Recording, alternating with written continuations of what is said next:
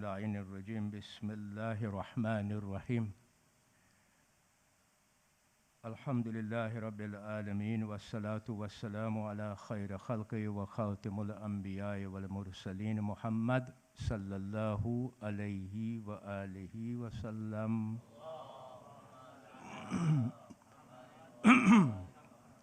ولا حول ولا قوة إلا بالله العلي العظيم أعوذ بالله من الشيطان اللعين الرجيم بسم الله الرحمن الرحيم ألف لام را كتاب أنزلناه إليك لتخرج الناس من الظلمات إلى النور بإذن ربهم إلى صراط العزيز الحميد صدق الله العلي العظيم.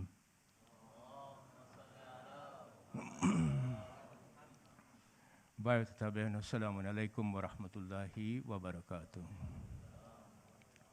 તો આપણો જે સબ્જેક્ટ મેટર છે તે છે સુરત ઇબ્રાહીમ. ગયા અઠવાડિયે આપણે પહેલી આયતની ચર્ચા શરૂ કરી હતી. હવે અમુક ડિસ્કશન પહેલી આયતનું રહી ગયો છે, તે આજે મને પૂરું કરવું છે અને ઇન્શાલ્લાહ કાલે આપણે બીજી અને ત્રીજી આયતની ચર્ચા શરૂ કરીશું.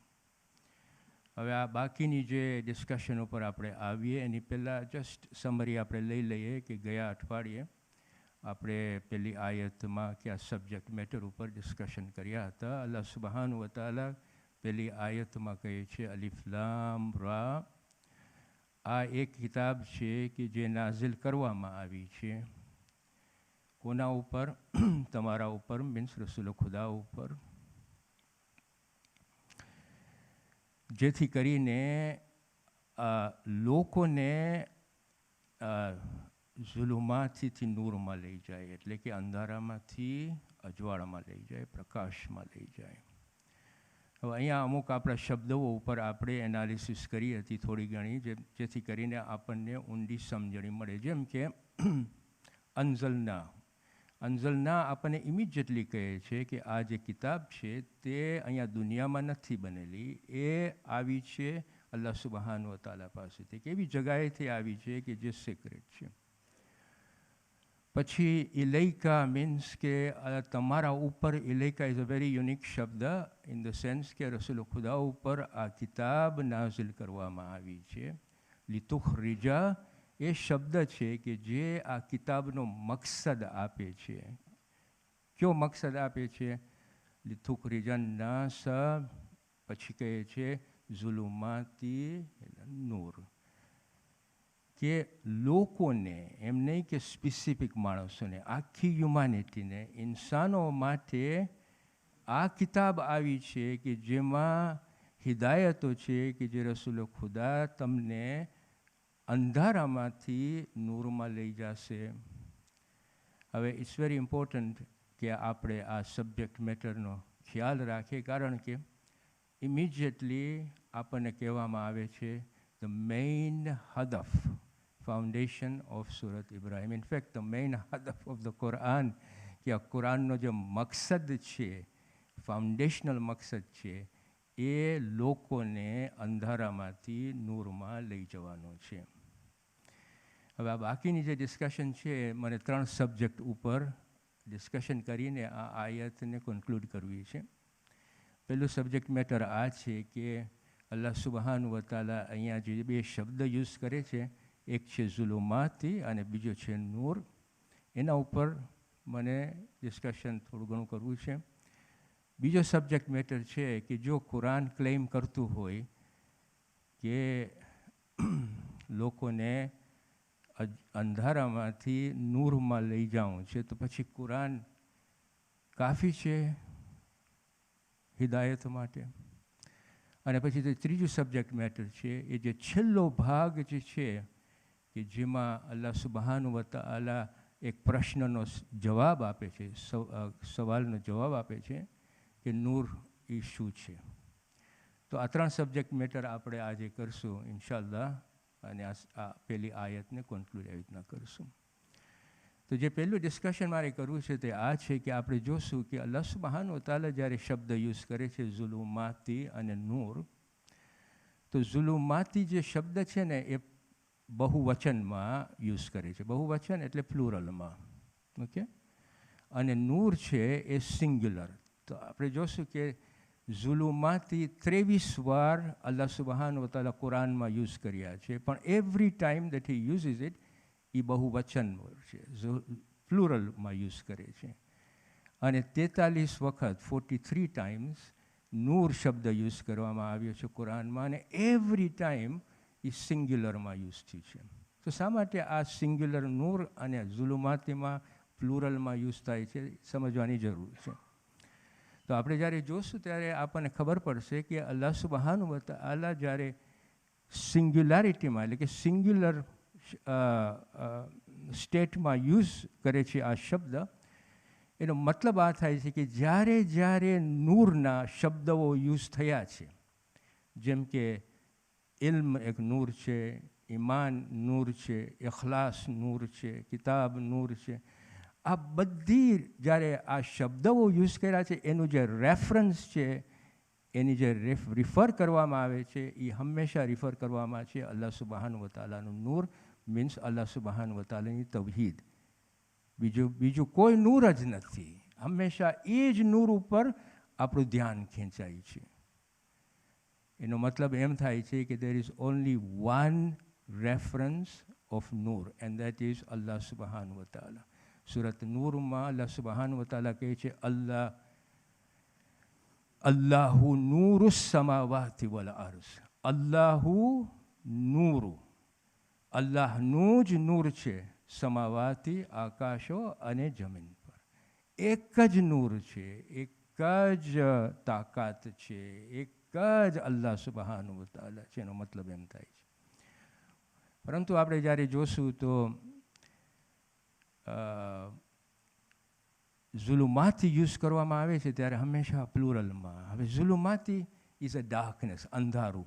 અને આપણા લેંગ્વેજમાં પણ આપણે જ્યારે ડાર્કનેસને ડિસ્ક્રાઇબ કરીએ છીએ, there is a varieties of darkness. Light આપણે એક જ, અજવાળું આપણે એક જ હોય છે, ત્યારે ડાર્કનેસ જે છે ને, darkness of night, darkness of the cloud, darkness of this word.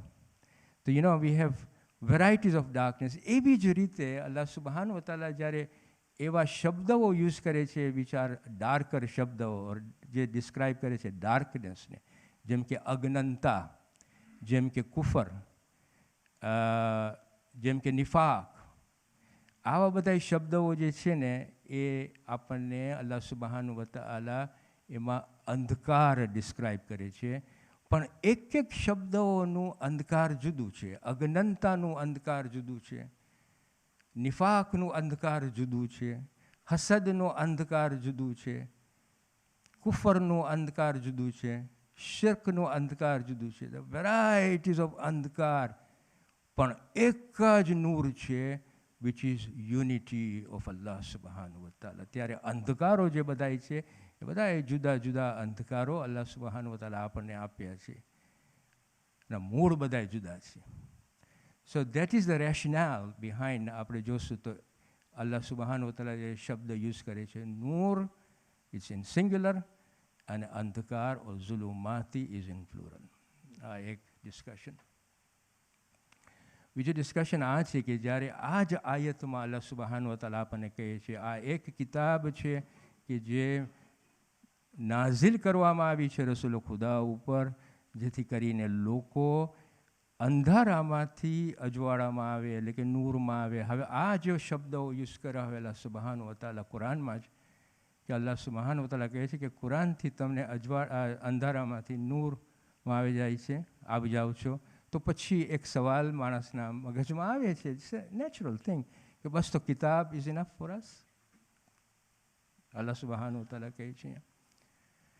આ જે આયત નંબર 1 છે ને એ સમજવા જેવી છે. અલ્લાહ સુબ્હાનહુ વ તઆલા જો શું કહે છે, એ કહે છે આ એક કિતાબ છે કે જે નાઝિલ કરવામાં આવી છે. અંઝલના નાઝિલ કરવામાં આવી છે, ઇઝ વેરી સ્પેસિફિક હિયર. કોના ઉપર નાઝિલ કરવામાં આવી છે? તમારા ઉપર. એ તમારો કોણ છે? રસૂલ ખુદા, બરાબર ને? પછી કહે છે લોકોને તમે અંધારામાંથી અજવાળામાં લઈ જાઓ. મતલબ કહેવાનો એ છે કે આ એક કિતાબ મેં નાઝિલ કરી છે તારા ઉપર, તમારા ઉપર એ રસૂલ, જેથી કરીને તું લોકોને અંધકારમાંથી અજવાળામાં લઈ જા. હવે આનો મતલબ આમ થાય છે કે he can only take people from andhkar, means darkness, to light with reference to Quran. That's the meaning of it. મેં આ નાઝિલ કર્યું છે એનો મકસદ આ છે કે માણસોને હિદાયત આમાં, માણસો માટે હિદાયત આમાં છે કે જે અંધકારમાંથી અજવાળામાં લઈ જાય છે. એ રસૂલ, મેં તારા ઉપર આ કિતાબ નાઝિલ કરી છે જેથી કરીને તું આ લોકોને અંધકારમાંથી અજવાળામાં લઈ જા વિથ રેફરન્સ ટુ કુરાન. નહીં કે તું તારા પોતાના મગજમાંથી અંધકારમાંથી અજવાળામાં લઈ જા. નહીં, you have to refer to Allah, you have to refer to this book because it has got a special purpose, and that special purpose is for people to be taken from the darkness to the light. In the language of law, we say the book is absolutely necessary but not sufficient in itself, because there is a requirement of a person who can explain this book, and that explanation is given by none other than Rasulullah sallallahu alaihi wasallam. You can understand the meaning of this ayah now? હા પાડો તમે, ના તો પછી પાછું જાઓ. ના, okay. હવે જ્યાં સુધી રસૂલ ખુદા હતા ત્યાં સુધી ઓબ્વિયસલી અલ્લાહ સુબહાનહુ વ તઆલા, ઇનફેક્ટ કુરાનમાં આયત છે કે અલ્લાહ સુબહાનહુ વ તઆલાને રસૂલ ખુદાને કહેવામાં આવે છે કે તું આ મેસેજ પહોંચાડ, સમજૂતી આપ, અને પછી આપણને કહેવામાં આવે છે કે જેથી કરીને લોકો કદાચને વિચાર કરે. 3 ચીજ આવી ગઈ ને. રસૂલ ખુદા કહે છે, અલ્લાહ સુબહાનહુ વ તઆલા કહે છે રસૂલ ખુદાને કે તું મારો મેસેજ મોકલા, મીન્સ કુરાન એ લોકોને આપ. પછી એ કહે છે સમજાવ, means there is another duty to him. અને પછી કહે છે કદાચને લોકો વિચારે. અલ્લાહ સુબહાનહુ વ તઆલા કુરાન મોકલાવે છે, રસૂલ ખુદા સમજૂતી આપે છે. આપણો હિસાબ કિતાબ શું છે? આપણો હિસાબ કિતાબ છે કે આપણે વિચારે એના ઉપર. હવે જો આપણે વિચારે જ નહીં એના ઉપર તો પછી કોનો વાંક? આ બધી મહેનત અલ્લાહ સુબહાનહુ વ તઆલા કરી આપણા માટે, ને પછી આપણે કાંઈ કરતા જ ન હોય તો પછી આપણે we are accountable for that. હવે જ્યાં સુધી રસૂલ ખુદા સલ્લલ્લાહુ અલૈહિ વસલ્લમ હતા ત્યાં સુધી એ સમજૂતી આપતા હતા. પણ વેન હી લેફ્ટ, પછી એક સમજાવવાવાળો ખપે. પણ આપણી પાસે એટલી તાકાતવાળી હદીસ આવી છે which is accepted by both Shia and Sunni, અહલે તશય્યુ અને અહલે સુન્નત વલ જમાઆ. અને આ બંને સેક્ટ, મેજર સેક્ટ એક્સેપ્ટ કરે છે કે આ હદીસ સ્ટ્રોંગ છે, એટલે કે એની સનદ સ્ટ્રોંગ છે. કઈ હદીસ છે? જો ફ્રોમ અહલે તશય્યુ આપણને આપણી કિતાબ અલ કાફીમાંથી, કુલૈનીની જે કાફી કિતાબ છે એમાંથી આપણને મળે છે કે અલ્લાહ સુબહાનહુ વ તઆલા કહે છે, હદીસ કહે છે રસૂલ ખુદા કે બેશક હું તમારા દરમિયાન 2 વજનદાર વસ્તુઓ છોડીને જાઉં છું. એક અલ્લાહ સુબહાનહુ વ તઆલાની કિતાબ, અને બીજું મારી ઇતરત અથવા અહલુલ બૈત અલૈહિમુસ્સલામ. અને આ બંને ક્યારે એકબીજાથી જુદા નહીં થાય. સચ એન ઇમ્પોર્ટન્ટ સ્ટેટમેન્ટ હિયર. જુદા નહીં થાય. અને થાય એટલા સુધી કે મારી પાસે હૌઝે કૌસર પાસે આવે. ધીસ ઇઝ અહલે તશય્યુઝ હદીસ ફ્રોમ અવર સોર્સિસ. પણ અહલે સુન્નન તરમીઝી જે એ લોકોની કિતાબ છે એમાંથી એ લોકોએ આ કોટ કરે છે, જરાક વધારે છે એના કરતા શબ્દો, પણ જો એ લોકો શું કહે છે, બેશક હું તમારા દરમિયાન 2 કિંમતી વસ્તુઓ છોડીને જાઉં છું, જ્યાં સુધી તમે તેને પકડી રાખશો તો ક્યારે મારા પછી ગુમરાહ નહીં થાવ. જેમાંથી એક બીજા કરતાં મહાન છે, means one of them is one weightier. એક અલ્લાહ સુબહાનહુ વ તઆલાની કિતાબ જે આસમાનથી લઈને જમીન સુધી મજબૂત રસ્સી છે, મીન્સ એને પકડી રાખો, એ મજબૂત રસ્સી છે. અને બીજું મારી અહલુલ બૈત. આ બંને ક્યારેય એકબીજાથી જુદા નહીં થાય એટલા સુધી કે મારી પાસે હૌઝ કૌસર પાસે આવે.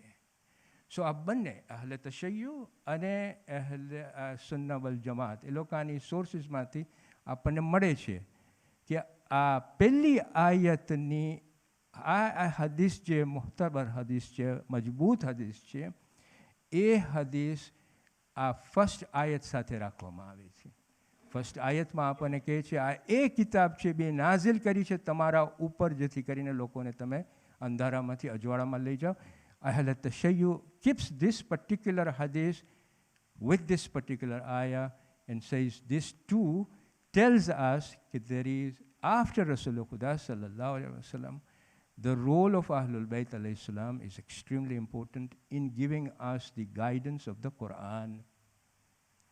So the reason now, you can't say, or you cannot say that Quran is sufficient, because we can now sufficiently say that no, you require a guide to give you guidance from the Quran itself. ત્રીજી વસ્તુ જે મને તમારી સાથે discuss કરવી હતી તે આ હતી કે છેલ્લો ભાગ જે છે ને, એ છેલ્લો ભાગ અલ્લાહ સુબહાનહુ વ તઆલા શું કહે છે અહીંયા? કહે છે ઇલા સિરાતિલ અઝીઝિલ હમીદ. ઇલા એટલે શું? ઇલા એટલે ઇન્ટુ ઓર અનટુ.